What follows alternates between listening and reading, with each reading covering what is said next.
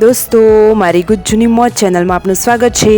આજના વિડીયોમાં આપણે વાત કરવા જઈ રહ્યા છીએ કે કિંજલબેનની અચાનક તબિયત બગડી। દોસ્તો, તેમને હોસ્પિટલ લઈ ગયા। શું તેઓ હોસ્પિટલ ગયા કે નહીં? ડૉક્ટરે તેમને શું કહ્યું? જુઓ તો ખરા તેમની હાલત। અચાનક તેઓ બેહોશ થઈ ગયા।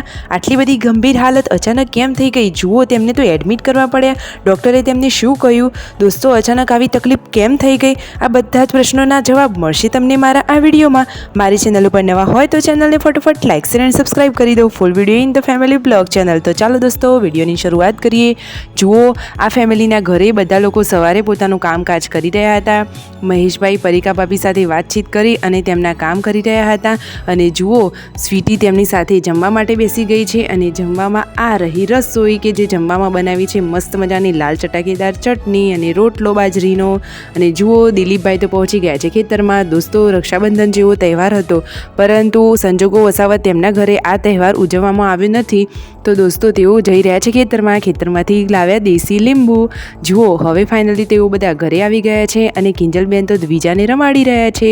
અને અચાનક તેમની તબિયતને શું થયું દોસ્તો? જુઓ તો ખરા, તે તો સોફામાં કેવા પડ્યા છે। અને જુઓ, તેમના મમ્મીને બધા તેમને ચેક કરવા માંડ્યા। તો દોસ્તો, તેમને તો બહુ જ બધો તાવ આવી ગયો હતો અને બોડીમાં બહુ બધી અશક્તિ હતી।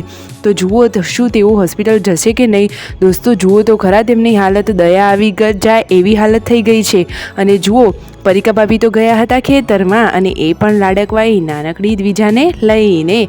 જુઓ, આ રહી તેમનો ત્યાં કૂવો। ત્યાં જુઓ, હવાડી કરેલી છે, ભેંસ પાણી પી રહી છે। અને આ તે મિલનભાઈ શું કરી રહ્યા છે? તો કિંજલબેન તો હોસ્પિટલ જવાની ના જ પાડી રહ્યા છે।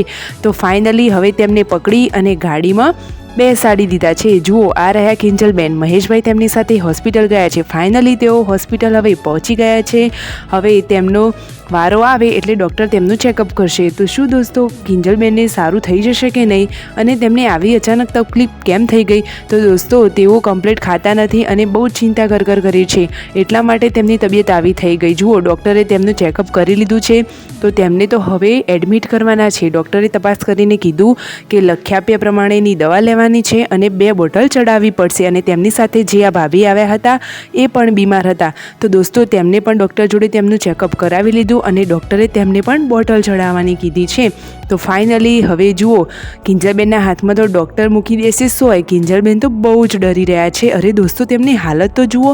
ડૉક્ટર આવ્યા એટલે તેમને તો બૂમ પાડી દીધી। જુઓ તો ખરા, અરે દોસ્તો, કોને ઇન્જેક્શન લેતા બહુ તકલીફ થાય છે। ફાઇનલી ડૉક્ટર સાહેબે જુઓ તેમના હાથે સોય લગાવી દીધી અને તેમને બોટલ ચડવાની શરૂઆત થઈ ગઈ છે।